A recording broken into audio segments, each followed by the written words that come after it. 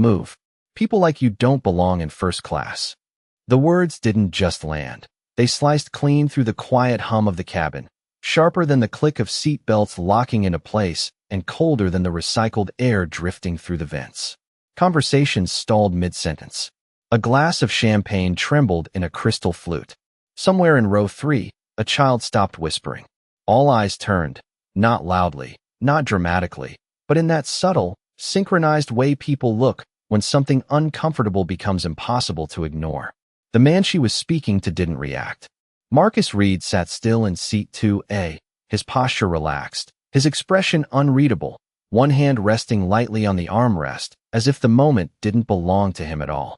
His suit wasn't flashy, no designer logos, no loud statement pieces, just clean lines, dark fabric, tailored enough to fit, but not enough to impress. To anyone watching, he looked ordinary. And in a cabin like this, ordinary was the fastest way to be dismissed. Emily Carter stood in the aisle, her grip tight around a leather handbag that probably cost more than most people's monthly rent, her eyes fixed on him with a certainty that didn't come from checking facts, but from never needing to. She glanced at her boarding pass, then back at Marcus, her lips pressing into a thin line. "You heard me," she said, louder this time, just enough to make it official, just enough to make the moment public. A flight attendant hesitated a few feet away, her professional smile flickering for a fraction of a second as she stepped closer, drawn in by the tension like everyone else.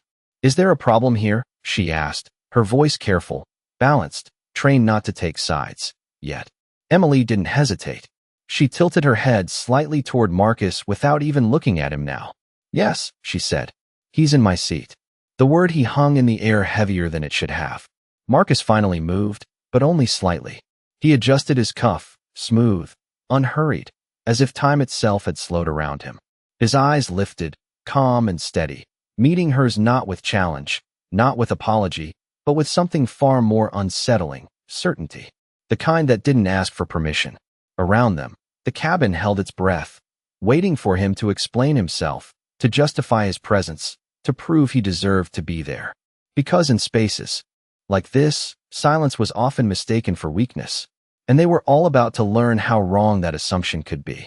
The flight attendant glanced down at the boarding pass in Emily's hand, then at the seat number glowing softly above Marcus's head, her smile tightening just enough to betray the calculation happening behind it as the quiet tension in the cabin stretched thinner by the second, and for a moment she said nothing, which in a place like this felt louder than any accusation.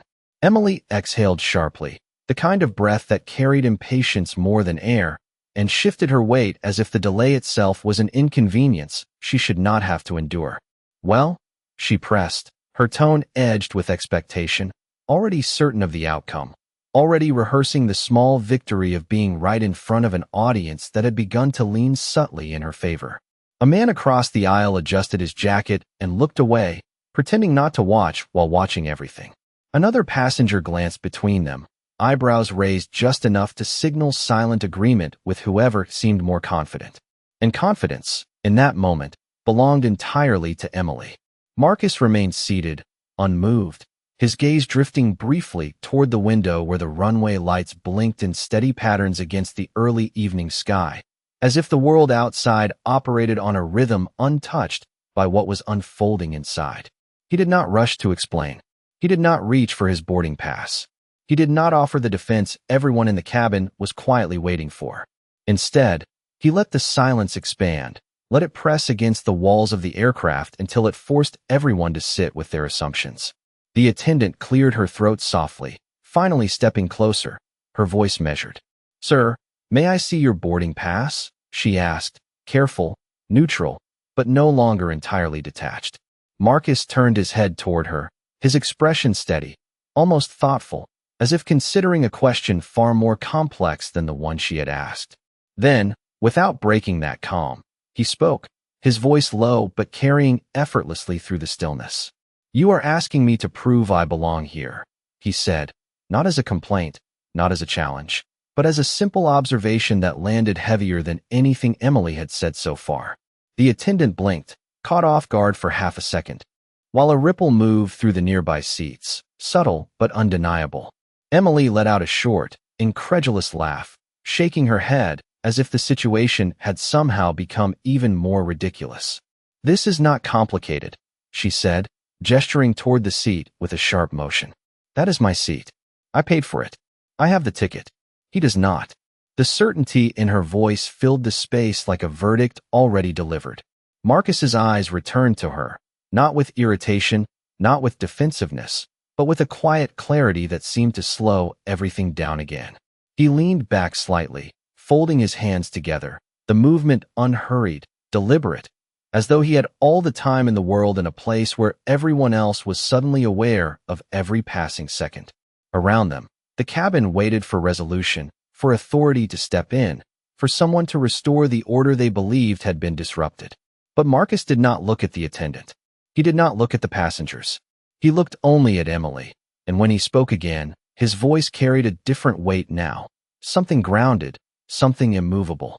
"Interesting," he said softly. "Because the last time I checked, this entire aircraft was assigned before you ever booked that seat." The words settled into the air, not loud, not dramatic, but precise enough to shift something invisible, something fragile, as if the balance in the room had tilted by a fraction no one could yet fully explain. And for the first time since she spoke, Emily's expression flickered, just slightly, just enough to suggest that certainty, no matter how strong, can begin to crack when it meets something it does not understand. Emily's lips parted, but no sound came out at first, as if her certainty had tripped over something it could not immediately explain, and that small pause, barely a second, was enough to ripple through the cabin like a change in pressure. The flight attendant straightened slightly, her posture shifting from passive mediation to quiet attention, eyes now moving between Marcus and the aisle behind them, as though recalibrating her understanding of the moment. A man too rose back, leaned forward, his curiosity no longer hidden, while another passenger subtly lowered his phone, suddenly unsure whether this was still a simple seating dispute or something else entirely. Emily recovered quickly, or at least she tried to, letting out a short breath that bordered on a laugh, though it lacked the ease it had carried before. "That does not make any sense," she said, shaking her head, her voice sharper now, edged with something closer to urgency than confidence. "This is a commercial flight. People buy tickets. That is how it works." She lifted her boarding pass again, as if the printed letters could anchor reality back into place, as if the rules she knew could not possibly bend in front of her. Marcus watched her, not with impatience, not with satisfaction, but with the kind of calm that made everything else feel louder by comparison. He did not interrupt. He did not correct her immediately. Instead, he allowed her words to settle, to echo just long enough for their limits to become visible. The engines outside the cabin gave a low, steady hum, a reminder that time was moving forward whether anyone inside was ready or not. The attendant reached for her tablet, fingers hovering for a moment before tapping the screen, her expression tightening in concentration as she pulled up the flight manifest, the glow of the display reflecting faintly in her eyes. "Ma'am," she began carefully, glancing at Emily. "If you could please allow me just a moment to verify." "There is nothing to verify." Emily cut in, quicker this time, the edge returning, but thinner now, less certain. "He is in my seat. You can see that." But the attendant did not answer right away. Her eyes moved across the screen, scanning, then slowing, then stopping altogether. The shift was subtle, almost invisible, but it was there. Her shoulders lowered just a fraction, her breath catching in a way she could not quite hide. Around them, the silence deepened, no longer awkward, no longer impatient, but heavy with anticipation, as if the entire cabin had leaned into a moment no one fully understood yet. Marcus finally moved again, not to defend himself, not to reach for anything, but simply to rest his arm more comfortably along the seat, his presence steady, grounded, unchanged by the tension swirling around him. He did not need to fill the silence. The silence was already working for him. The attendant looked up, her gaze meeting his with something new now, something that had not been there before, a flicker of recognition, or perhaps realization, followed quickly by something closer to concern. She swallowed, then turned slightly toward Emily, her voice softer, but no longer uncertain. "Ma'am," she said, choosing each word with care, "I am going to need you to step aside for just a moment." And just like that, the balance shifted again, this time more visibly, more decisively, as the invisible line that had once supported Emily's certainty began to dissolve beneath her feet, leaving her standing not at the center of control, but at the edge of something she had not seen coming. Emily did not move right away, and that hesitation, small but visible, landed harder than any argument she had made before, her fingers tightening slightly around the edge of her handbag, as if holding on to something that was already slipping away. "Excuse me," she said, her voice lower now, not louder, but sharper, like a line drawn too quickly to stay straight. The flight attendant did not step back this time. She remained where she was, shoulders squared, her tablet still in hand, but her attention no longer divided. "I need you to step into the aisle for just a moment," she repeated, more firmly, the politeness still there, but no longer the dominant tone. Around them, the cabin shifted again, not with noise, but with awareness. A man across the aisle leaned back slowly, folding his arms, his expression changing from casual interest to quiet observation. A woman near the window adjusted her posture, no longer pretending to be uninvolved. The balance of the room had moved, and everyone felt it, even if no one said it out loud. Emily let out a breath through her nose, a controlled release that carried frustration more than calm, and finally stepped back, just one step into the aisle, but it was enough. Enough to break the image she had built of control. Enough to create space she did not intend to give. The attendant glanced down at her tablet again, confirming what she had already seen, then looked up, her expression composed but no longer neutral. There was a trace of something else now, something closer to caution, as if the situation required more than simple protocol. "Thank you," she said quietly, then turned her attention fully toward Marcus. "Sir," she began, her tone shifting, respectful now in a way that did not need to be announced. "We were not informed you would be boarding at this time." The sentence hung in the air, and with it, the first clear sign that this moment was not what it seemed. A subtle reaction moved through the nearby rows, not loud, not dramatic, but unmistakable.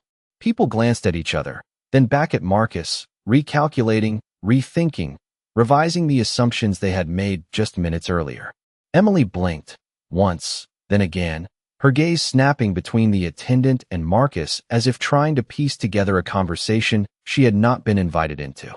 "What does that even mean?" she asked, her voice no longer steady, the certainty thinning with every second. Marcus finally shifted forward, just slightly, resting his hands on his knees before standing up in one smooth, unhurried motion. He did not rush. He did not perform. He simply rose, and somehow that was enough to draw every eye in the cabin back to him.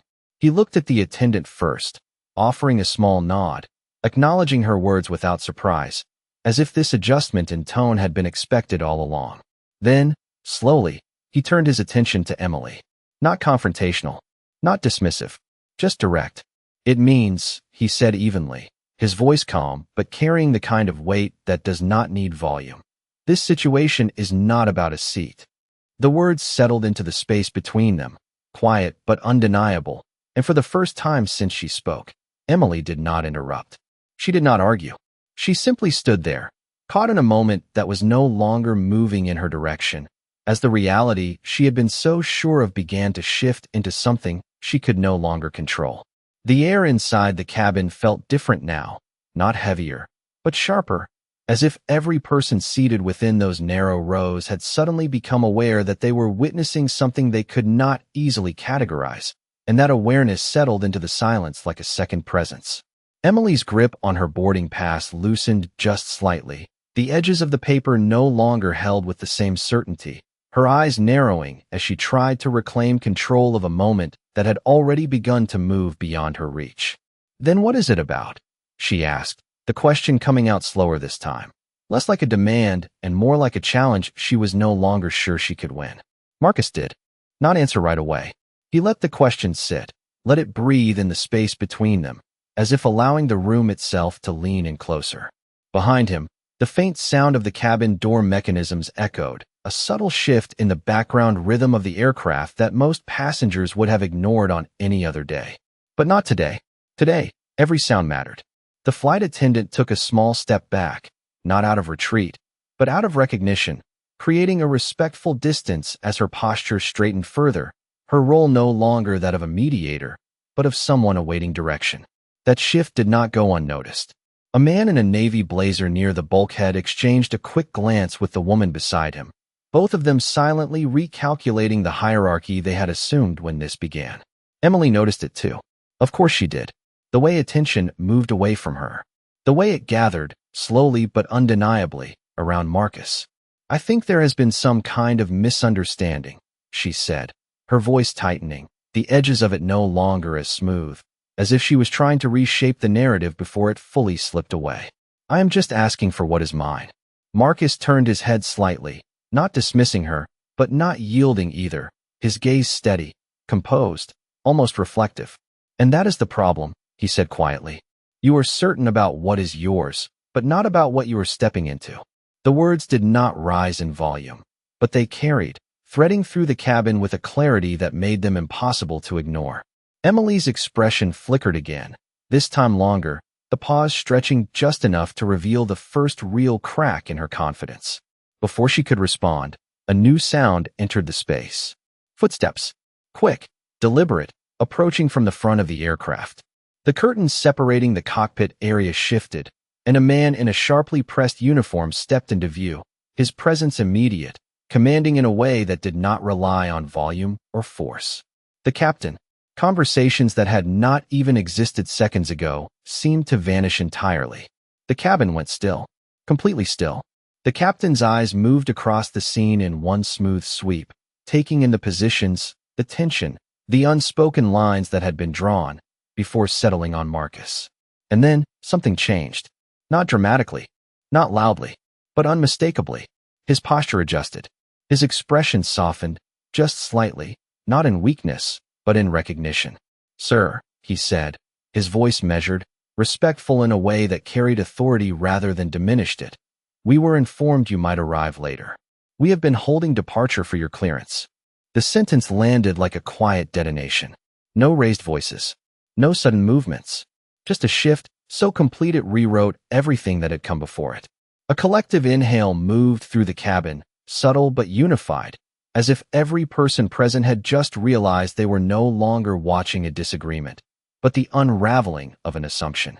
Emily did not speak. She did not move. She simply stood there, her eyes fixed on Marcus, as the reality she had dismissed minutes ago rose fully into view, undeniable now, unignorable, and far more powerful than anything she had prepared herself to confront. For a moment, no one spoke, not because they were told to be silent, but because the truth had already done what words could not. It had rearranged the room, shifted the weight of every assumption, and placed Marcus exactly where he had always belonged, at the center of it. The captain took one step closer, his presence calm but unmistakably deferential now, his attention fully on Marcus as if the rest of the cabin had faded into the background. "We are ready for departure at your command," he said, his tone steady, respectful, the kind of respect that could not be performed, only recognized. That was the moment it became undeniable. Not a suggestion, not a misunderstanding. A fact. Marcus gave a small nod, nothing exaggerated, nothing theatrical, just acknowledgement, as if this level of control was not something he needed to display, only something he carried. "Let us not delay the passengers," he replied quietly, his voice even, grounded, as if he were not standing in the middle of a moment that had just rewritten the atmosphere of the entire aircraft. The captain inclined his head slightly before stepping back, already turning to relay instructions, his movements efficient, precise, as the system of authority that governed the flight realigned itself around a different center. Around them, the cabin exhaled, not loudly, but collectively, as the realization settled in. A woman near the aisle looked down at her hands, suddenly aware of how quickly judgment had formed. The man in the navy blazer straightened in his seat, his earlier confidence replaced with quiet reflection.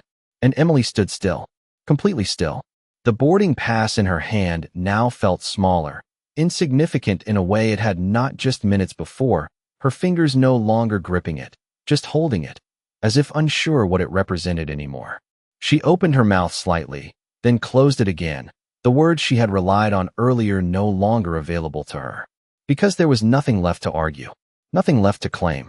The space she thought she owned had never been hers to define. Marcus turned toward his seat again, not with triumph, not with satisfaction, but with the same calm he had carried from the beginning, lowering himself back into place as if the moment had passed without requiring anything from him at all. He did not look around for validation. He did not acknowledge the stares. He simply settled, composed, present. And in that quiet return, the final shift completed itself, not with noise, not with confrontation, but with clarity, the kind that lingers long after the moment is over, the kind that forces everyone who witnessed it to reconsider not just what they saw, but what they believed before they saw it. The engines outside grew louder, a low, steady build that vibrated faintly through the cabin floor, signaling that departure was no longer a possibility, but a decision already made. And with it came a shift in attention, a quiet return to routine that felt different now, as if every movement carried the memory of what had just unfolded. Seat belts clicked into place one by one. Overhead bins latched shut, and the soft chime of the cabin system echoed gently through the air. But beneath all of it, something unspoken lingered, something that refused to settle back into normal. Emily remained standing for a moment longer than necessary, caught between action and realization, her body still while her thoughts scrambled to catch up with a reality she had not prepared for. The flight attendant stepped closer again, her voice calm, but no longer uncertain. "Ma'am, I can assist you with finding your assigned seat," she said, not unkind, not condescending, just clear. Emily blinked, her gaze dropping briefly to the boarding pass in her hand, as if seeing it for the first time, as if the printed letters now belonged to a different story than the one she had been telling herself. "Yes," she said quietly, the words smaller than anything she had spoken before, and stepped aside fully into the aisle, creating space she had once tried to control. The movement was simple, but it carried weight, the kind that did not need explanation. As she followed the attendant down the aisle, a few passengers shifted in their seats, not dramatically, not openly, but enough to acknowledge her passing, enough to mark the change. No one spoke. No one needed to. The silence did more than any comment could. Marcus remained seated, his gaze forward now, focused on nothing in particular and everything at once, as if the moment behind him had already been filed away, not as a victory, but as a fact. A businessman across the aisle cleared his throat softly, then looked out the window, his earlier confidence replaced with quiet restraint. A woman a few rows ahead adjusted her scarf, her expression thoughtful, as if replaying the scene in her mind from a different perspective. The cabin crew moved with renewed precision, their tone more attentive, their posture more aligned, as though the presence of something greater than routine had subtly reset the standard. The captain's voice came over the intercom, smooth, composed, announcing departure details with practiced ease, but even that familiar sound seemed to carry a different resonance now, as if it acknowledged more than just a flight path. And in seat 2A, Marcus Reed sat exactly as he had before, composed, grounded, unchanged by the shift around him, his hands resting calmly, his presence quiet but undeniable. He did not need to assert anything further. He did not need to revisit what had happened, because the lesson had already been delivered, not through volume, not through force, but through clarity. And clarity, once seen, has a way of staying, long after the moment itself has passed. The aircraft began its slow pushback from the gate, a smooth, almost imperceptible movement that shifted the view outside from stillness to motion, and with it came a quiet transition inside the cabin, from tension to reflection, from reaction to realization. The city lights beyond the window stretched into thin lines as the plane angled away, their glow flickering across the glass like a reminder of how quickly perspective can change when distance is introduced. Marcus Reed remained still, his gaze steady, not fixed on the window, not fixed on the cabin, but somewhere in between, as if he understood that moments like this were not about what was seen, but about what was understood afterward. A few rows back, Emily Carter had taken her assigned seat, her posture upright but no longer rigid, her movements slower, more deliberate, as if each action required a second thought now. She adjusted her seatbelt, the soft click echoing louder in her mind than in the cabin, and for the first time since boarding, she looked around, not with expectation, but with awareness.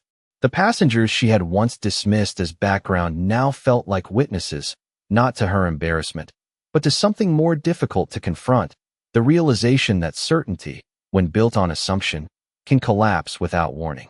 She glanced forward, toward the front of the aircraft, where Marcus sat, partially obscured by the curve of the cabin, and though she could not see his face clearly, she knew exactly where he was.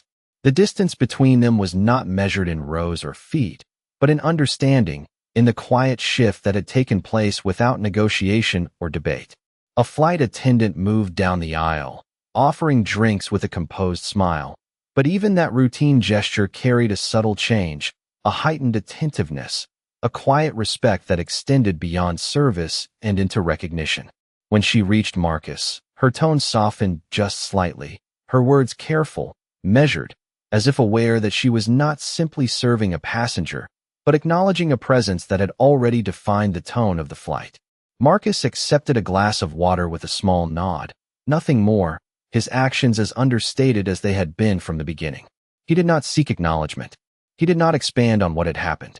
He simply existed within it, grounded, unaffected, as though the power he held was not something that needed to be displayed, but something that revealed itself when challenged. The plane turned onto the runway, engines building in a steady rise, a low thunder that filled the cabin without overwhelming it, and as the aircraft accelerated, pressing gently against gravity before lifting into the night sky, the moment that had unfolded on the ground seemed to follow them upward, not as a conflict, but as a lesson carried into the air.